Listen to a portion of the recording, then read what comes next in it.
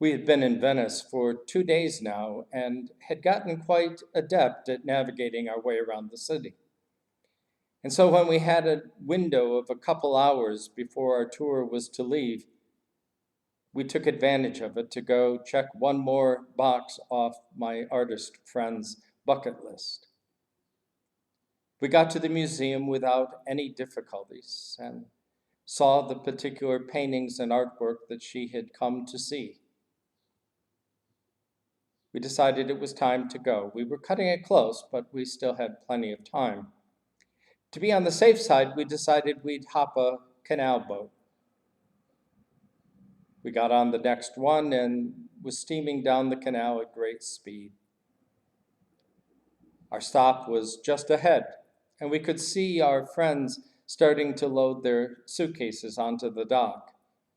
We were close, but we were there. We got within yards of our stop when the boat took a decisive left-hand turn and cut across the canal to the other side. A feeling of panic set in. I looked up ahead for the next stop. It was open water. We had no choice but to get off on the other side. 8 years of French on my part did me no good in trying to be understood, nor did Bill's Spanish, let alone Mimi's German. There we were in a mix of languages that none of us understood. It was just noise, chaos.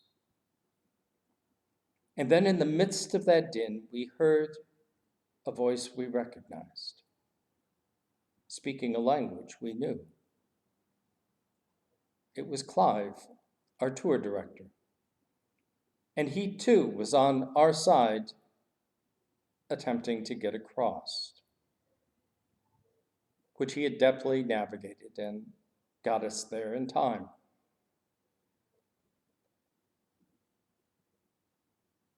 We are living in a time where the voices are loud and understanding is difficult. There's a marvelous story in the Bible that explains why this is and why it is that we have so many languages. It is the story of Babel. As the story goes, the people decided one day to build a tower that would reach to heaven. God saw what they were doing and came to the conclusion that they were trying to storm the gates of heaven and take his power, his place. And so, in an effort to stop construction, he confused their language so that they could not understand one another. And sure enough, the tower project stalled.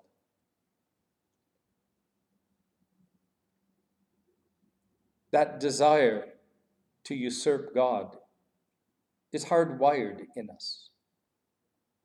We really do want to be our own gods.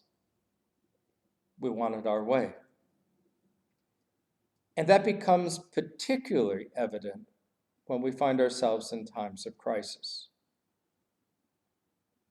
That desire to play God becomes almost overwhelming, almost obsession. And we go to great lengths to find some place in our life that we can control. It may be shopping. It may be filling the social media with our thoughts, our beliefs, our agendas, our political persuasion. We may become adept at critique. We may try to control things. We may find that our speech becomes amplified, that we speak louder these days and use many more words. It's been somewhat humorous to me as I drive around these days that what when I was growing up used to be normalcy at political times, those little small signs that you put on the curb in front of your house, today need to be billboard size for us to feel that we can be heard. There is much noise at every level as we all fight for control, as we all fight to play God. There is so much noise that it is almost impossible to hear the voice of the tour director, who knows where we're going and how to get there. In times of crisis, it's important for us more than ever to be listening for God's direction. And how do we do that in the midst of so much noise?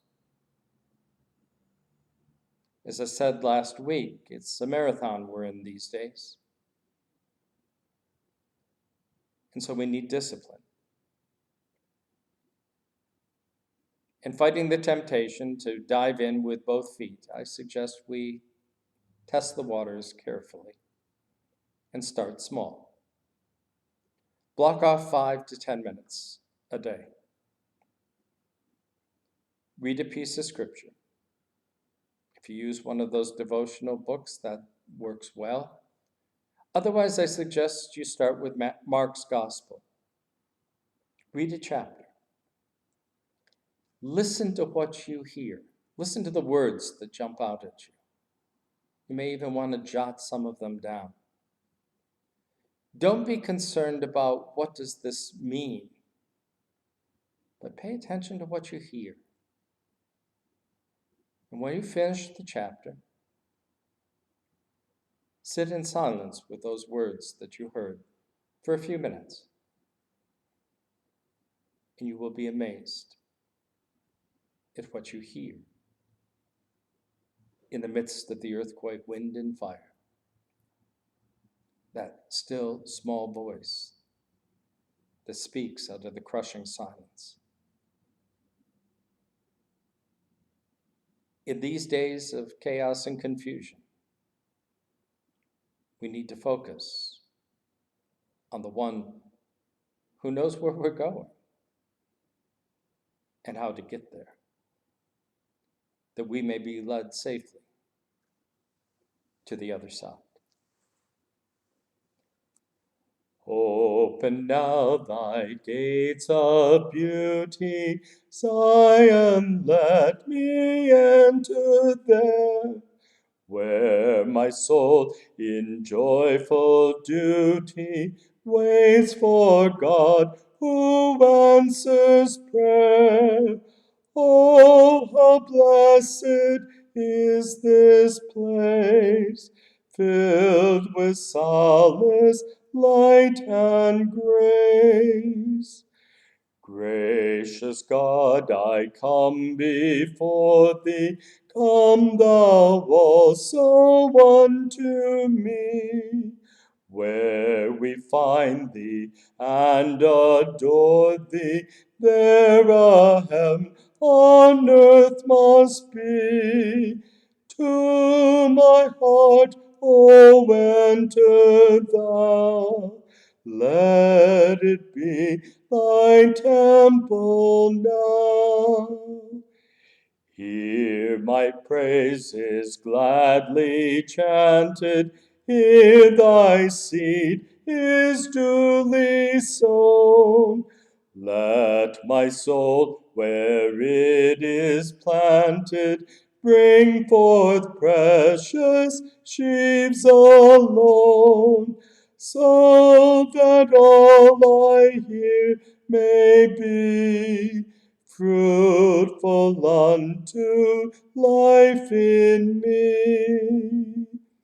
Thou my faith increase and quicken, let me keep thy gift divine, Howsoe'er temptations thicken, may thy word still o'er me shine, as my guiding star through life, as my comfort in all strife.